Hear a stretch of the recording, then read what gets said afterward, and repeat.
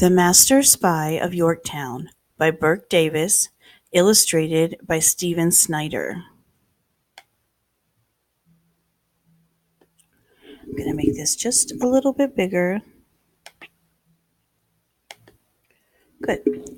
In the spring of 1781, General Washington rushed a band of 1,200 men southward to meet British raiders who were looting and burning their way through Virginia. By the way, looting means stealing, like breaking into stores and things like that. They were stealing people's stuff all the way through the state of Virginia. The commander chosen for this tiny force was the Marquis de Lafayette, one of the youngest major generals in history. The Frenchman was determined to halt or stop the invaders, who were led by the newest of the British generals, the American traitor, which means he turned against America and went to go to the British side, Benedict Arnold. Lafayette, who was only 23 years old, had come to America 4 years earlier as a volunteer, sailing in a ship he had bought for the voyage.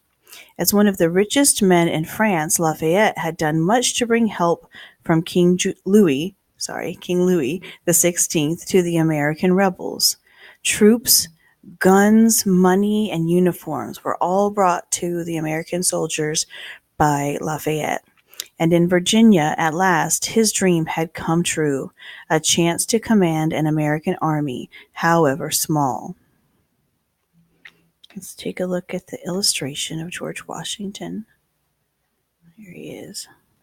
And I believe that's Lafayette right behind him. The young Frenchman soon found that his task was not easy. Virginia farmers hid their horses and wagons so that Lafayette's soldiers could not seize them for use against the enemy. Seize means to take them. The little army was often hungry, for people of the countryside refused to sell their meat and grain in exchange for the almost worthless American paper money. It was just as Governor Thomas Jefferson had warned Lafayette. Virginia was a state of mild laws and a people not used to prompt obedience. What this means is they don't have a whole lot of laws and not a lot of way to enforce them, and the people don't really obey the law anyway. And let's go down to the bottom of the page.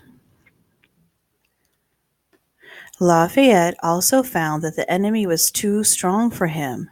Since there were two British armies in Virginia, one under Benedict Arnold and another under Lord Charles Cornwallis, with better trained troops, and thousands of horses stolen from Virginia plantations, the redcoats moved swiftly.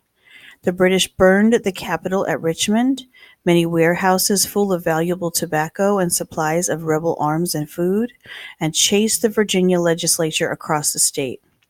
Governor Jefferson narrowly escaped capture and resigned his office. Lafayette complained to Washington, "I am not strong enough to get beaten. Government in this state has no energy and laws have no force. The enemy can overrun the country." There's Lord Charles Cornwallis.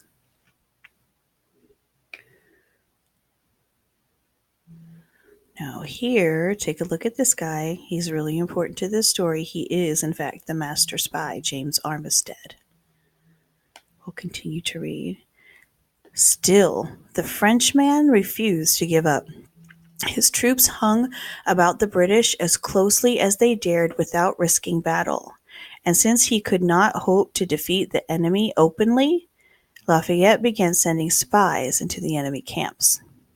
The most important of the American spies was a black man, James Armistead, the slave of William Armistead, a farmer who lived near the town of Williamsburg.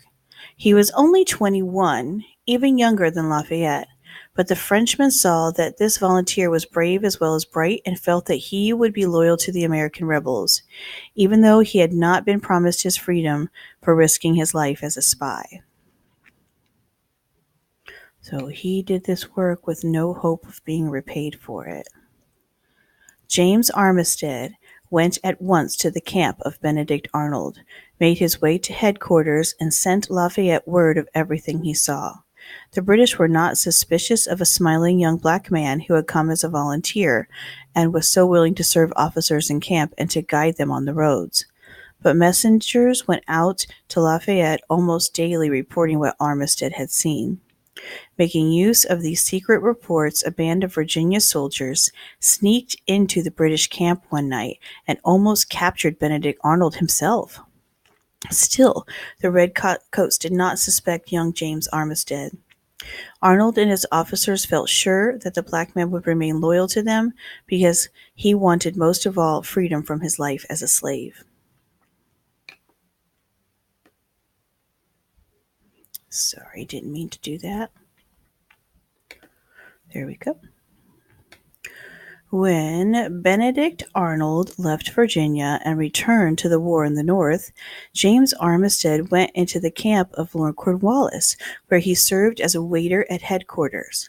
He continued to report to Lafayette almost daily, though the risk of death was now greater and his work was much harder. Cornwallis was a good general who was careful to see that his enemies had little chance to learn his plans. As Lafayette reported, his lordship is so shy of his papers that my honest friend says he cannot get at them. The Frenchman further complained to Washington that he was forced to guess at every possible whim of an enemy that flies within the wind and is not within the reach of spies. So let's go back and talk about this part. Let's see. When Benedict Arnold left Virginia and returned to the camp, James Armistead went to Cornwallis. Let's see. The risk of death was greater and his work was harder, but Cornwallis was a good general who was careful to see that his enemies had little chance to learn his plans. Got it. So Cornwallis did not let people see his plans. He was a pretty good general. As Lafayette reported, his lordship is so shy of his papers, that means he covers up his work so no one can see them, that my honest friend says he cannot get at them.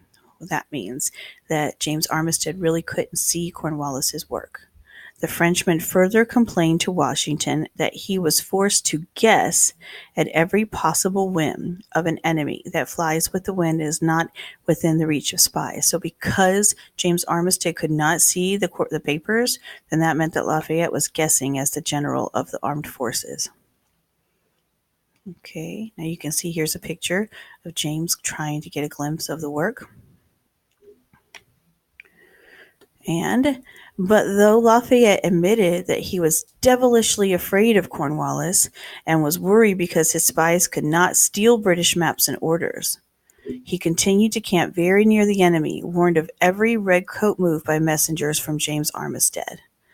So he couldn't really get the information he needed, but he stayed right there with them. The armies trailed west through Virginia and then back to the coast from the Blue Ridge Mountains, the British raiders leading, the Americans following stubbornly a few miles in the rear. Cornwallis seldom realized that he was being followed, but Lafayette pretended that his tiny force was driving the British before it, in hopes of keeping up the morale of Virginia civilians. So does that make sense? Lafayette was pretending that they were the ones pushing Cornwallis along, even though, because of the spies, Cornwallis didn't even know they were there. So he wasn't scared of Lafayette at all.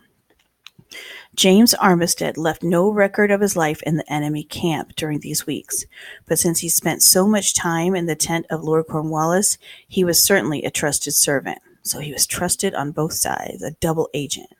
He probably stood near the general during meals, serving food and drink and listening to the talk of officers, pretending that he did not understand their plans, and certainly did not dream of revealing them to Lafayette and the Americans. But often, by day and night, James Armistead whispered what he had overheard to other black men in the camp, and within a few hours Lafayette had word of British plans.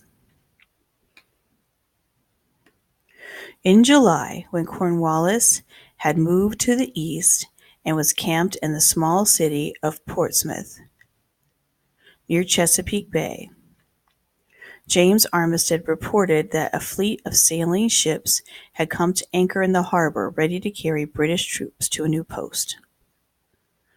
Let's see. I'm about to run out of time, guys, so I think I'll stop right here.